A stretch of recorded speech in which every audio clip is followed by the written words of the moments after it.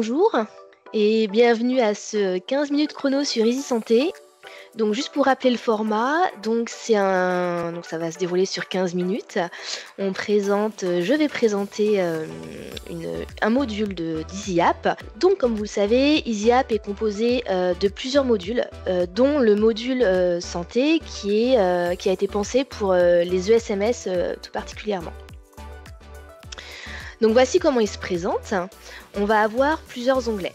On a déjà l'accueil qui reprend un peu les acronymes qu'on peut retrouver notamment dans le déploiement d'un DUI. Donc on va avoir tout ce qui concerne l'annuaire de santé avec les finesses, les RPPS. Ça donne voilà, comme un dictionnaire ou un annuaire en fait des principaux sujets qu'on aborde au sein du déploiement notamment.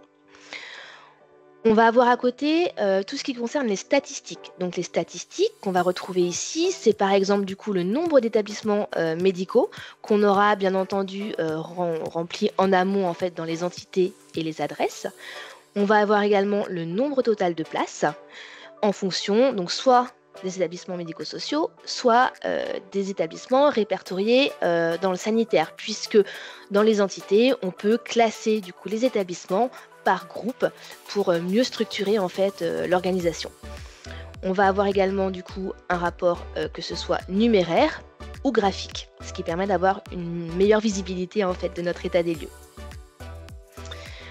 On a également conçu un petit logiciel au sein d'EasyApp qui permet de générer tout ce qui est formulaire ANS. Donc c'est très simple, donc ça permet de structurer et de faire gagner du temps. Donc pour ceux qui l'ont, vous pouvez déjà tester, c'est tout simple, il suffit de cliquer sur générer un formulaire, de choisir un établissement, de choisir une personne. Bien entendu, il aura fallu les rentrer en amont de plusieurs façons, je vous montrerai ça après. Et de se laisser en fait suivre voilà, par ce qu'il y a décrit, c'est assez intuitif. Pour les personnes qui ont un numéro ADELI ou un numéro RPPS, donc qui sont des professionnels de santé, on va pouvoir le récupérer automatiquement. Et ensuite, on va pouvoir choisir le formulaire qu'on souhaite qui sera pré-rempli avec les informations qu'on aura sélectionnées. On va retrouver du coup le formulaire qui s'est inscrit automatiquement ici. On peut le télécharger et on va voir que en fonction de ce qu'on aura sélectionné, on va avoir les informations qui vont être saisies. Bien entendu, on peut modifier s'il y a besoin. Il suffira juste de signer et puis après de l'utiliser comme on le souhaite. Pour tout ce qui est carte CPS, ICPS, de directeur, etc., si on remplit un formulaire pour une carte, il va venir s'ajouter directement ici, automatiquement. Ce qui va permettre de pouvoir centraliser encore une fois et de façon sécurisée nos cartes ANS. Une fois que le formulaire a été créé, la carte va être affichée automatiquement et on va pouvoir alors compléter les informations. On a du coup la date de commande, l'utilisateur concerné, on va avoir la date d'activation ou de mise en production qu'on va pouvoir renseigner, le numéro de carte, le login, très important, puisque plusieurs directeurs m'ont spécifié que effectivement le login parfois arrive sur une feuille volante, forcément qu'on perd, qu'on ne retrouve pas. Donc ça va permettre ici de pouvoir sécuriser, intégrer les informations dont on a besoin, notamment le code PUC qui est très important si jamais vous êtes amené à perdre votre carte. On va pouvoir modifier le statut, donc à commander, commander en production, reçu à déployer, la date d'obtention de la carte, et puis s'il y a besoin, on retrouve également le numéro finesse. On a également un champ libre si on a besoin d'apporter plus d'informations. C'est intéressant d'avoir ce tableau-là puisque n'importe qui est autorisé, bien entendu, sur EasyApp à avoir ces informations, peut suivre l'évolution de la commande des cartes, par exemple. On peut être en vacances, absent, en arrêt maladie, au moins on a une structuration, une traçabilité et une centralisation des informations de façon sécurisée. Vous pouvez également renseigner tout ce qui est messagerie en santé organisationnelle ou applicative. Tout simplement en cliquant sur Ajouter On complète l'adresse de messagerie, le type de MSS, donc soit applicative, soit organisationnelle. On choisit l'entité concernée.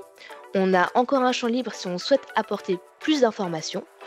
On complète également le nom de la messagerie, l'opérateur, le finesse concerné et le statut pour qu'on puisse voir où ça en est. Voilà concernant le formulaire ANS et puis l'annuaire des cartes et de la MSS. On a également mis à disposition un guide de commande de certificat si vous avez besoin de plus d'informations. Concernant les finesses ou les adresses qui sont saisies ici, donc il y a plusieurs possibilités de les importer. Soit on n'en a pas beaucoup et on peut les importer à la main, soit on peut directement synchroniser les finesses en cliquant ici. Donc forcément nous, tous les finesses ont déjà été synchronisés, donc on va les retrouver ici. Mais si jamais ce n'est pas le cas, on va vous en proposer plusieurs. Dans ce cas-là, il faudra cliquer sur tout sélectionner et puis ajouter sur ISAP et ça va vous les saisir automatiquement ici. Bien entendu, une fois qu'elles sont intégrées ici, on peut aller sur la fiche qu'on souhaite et pouvoir modifier les informations. Le nom d'adresse, le type, la référence interne si vous en avez, est-ce que c'est l'adresse principale de l'entité. On peut choisir également une personne responsable de la structure du finesse. On peut ajouter pas mal d'informations. Modifier l'adresse si jamais c'est plus le cas. Concernant tout ce qui est DSI et RSI, on peut déjà mettre quelques informations ici, que ce soit le Wi-Fi, la couverture des bâtiments, etc. et rajouter une description si besoin. On a mis 2 champs libres puisque toutes les structures ou les associations ne fonctionnent pas de la même façon et on peut avoir besoin de rajouter une information vraiment spécifique au finesse. On a également les coordonnées GPS. Et donc voilà pour la synchronisation des finesses. C'est généralement un gain de temps. Bon, après, si on n'en a pas beaucoup, on peut les saisir à la main. Soit on synchronise avec EasyApp, ou alors, si vraiment il y a besoin, on peut également faire une reprise de données. Mais par contre, ça, c'est vraiment un projet à part, on va dire, qui est généralement soumis à devis par la suite. Mais en tout cas, voilà, sachez que vous avez cette fonctionnalité-là. Et pour terminer, ce qui est extrêmement apprécié de la part des structures, c'est la synchronisation RPPS. Vous pouvez aller tester si votre Azure est bien relié à EasyApp. Il faudra cependant bien respecter l'ordre des vignettes puisque ça a été pensé d'une certaine façon. On va déjà aller comparer ce que vous avez dans votre Azure AD à ce qu'il y a dans EasyApp. Donc nous, on a déjà intégré, donc ça nous rapproche de l'onglet Azure ici qu'on retrouve dans Personnes. On a déjà relié notre Azure à EasyApp.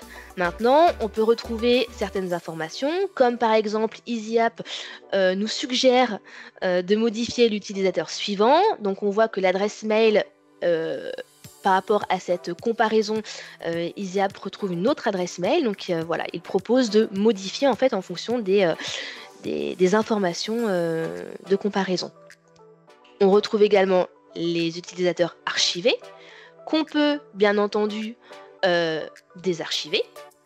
Et puis, s'il y a des utilisateurs ignorés parce que finalement cette boîte-là, on s'en sert pas forcément ou ça n'a pas lieu d'être, on peut également du coup les retrouver ici. Une fois qu'on a fait cette comparaison, on va aller comparer ce qu'on trouve dans l'annuaire de santé et l'annuaire d'EasyApp. Donc c'est exactement le même procédé. On va aller voir dans EasyApp ce qui est synchronisé, non synchronisé et à mettre à jour. Là par exemple, on voit que la plupart des personnes, toutes les personnes ont déjà été créées dans EasyApp, mais par contre que certaines sont à mettre à jour.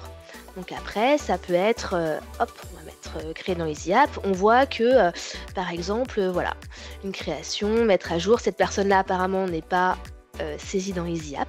Donc il suffit juste de cliquer sur enregistrer et ça va nous la mettre directement dans l'annuaire des personnes. Il se peut que certaines personnes ne soient plus dans l'établissement.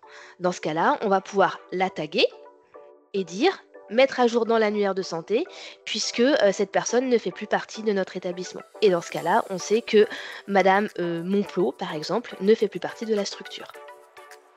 On peut très bien également enlever le tag s'il y a eu une erreur de fait. Une fois qu'on a mis à jour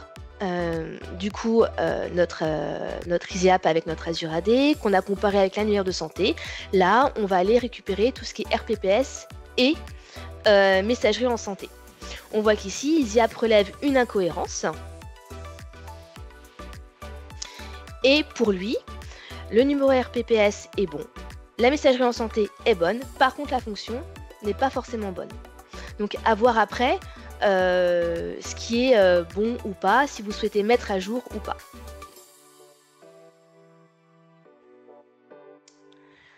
Hop.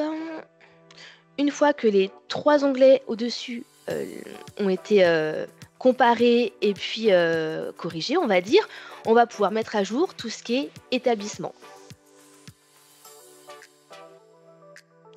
C'est pour ça qu'il est vraiment important de respecter l'ordre puisque tout a été fait de façon réfléchie et par rapport à une logique.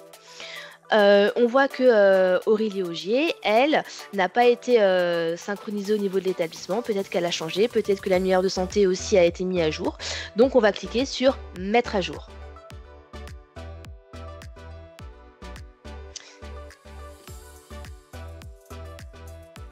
Donc, quand on voit que c'est l'effet des mots, que cette personne-là a bien été synchronisée, on a toujours un message qui nous dit que la manip qu'on veut faire, finalement, n'est pas possible puisque ça a déjà été fait.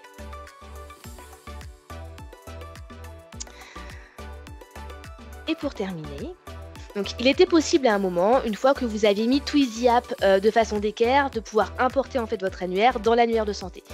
Ceci a généré un petit bug de leur côté, donc pour l'instant ils ont fermé la passerelle, mais voilà, en attendant que ce soit réouvert, on a quand même laissé la possibilité à l'avenir de pouvoir le faire si jamais un jour la passerelle est réouverte.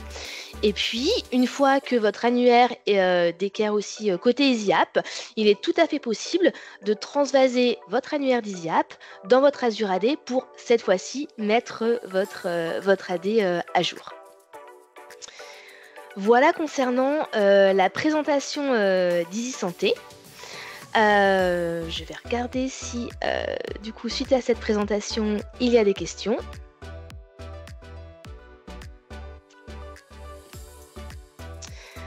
Alors non, pas de questions, donc je pense que tout doit être clair. N'hésitez pas en tout cas si vous souhaitez plus d'informations, voir un autre module ou revenir sur des points qu'on a vus sur Easy Santé. Vous pouvez soit me contacter par mail, par téléphone. Je répondrai avec grand plaisir. S'il faut une autre démonstration personnalisée, c'est également possible. Ou directement sur votre plateforme EasyApp, c'est également possible. Voilà. En attendant, je vous remercie pour votre présence. Je vous souhaite une bonne après-midi et encore une fois, n'hésitez pas si besoin. Merci beaucoup, à bientôt.